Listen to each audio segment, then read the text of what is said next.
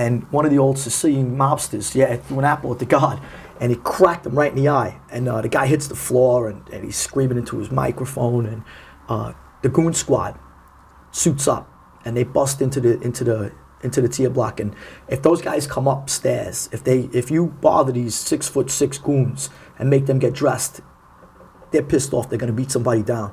So they come up and they see me, and I'm the youngest guy in the row. Everybody's 65 years old and better. So they figured the kid did it.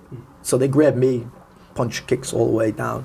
I'm in the cell now, and they don't give me clothes first. Then they don't give me a mattress. I eventually get clothes, eventually get a mattress. The captain of the guard's asking me every day, did you throw the apple at my officer? I said, I didn't throw the apple at your officer. Take a walk, buddy. So he goes, if you didn't, who did? I said, listen, I ain't a snitch, pal. Beat it. And he closed the food slot. So one day he didn't give me food.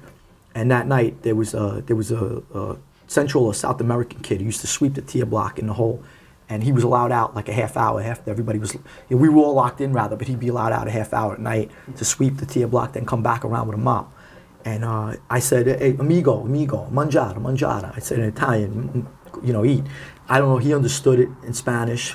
And he's un momento, he comes back and he sticks bread under my door and jellies. And I sucked the jellies, I turned it inside out. And I ate the bread dusty and all, and now I had my balls back because I'm gonna eat now. Somebody's gonna feed me. So when the guy came the next morning, he says, "Hey, Ferrante," he says, "Did you throw the apple? And if not, who did?"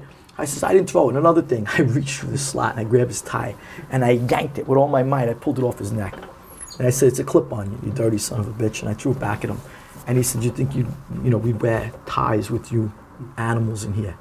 We would never wear real ties with you. You're an animal. Look at you. You're in a zoo." And something clicked. And by the grace of God, that was the decisive moment where I said, wow, what did I do to myself? He's right. I'm an animal. I'm not allowed to leave this place unless I'm in chains.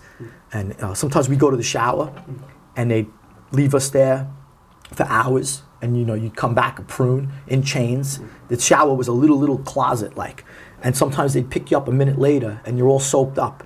And you're going back to your cell. So you had no control of your life. You're fed through a food slot.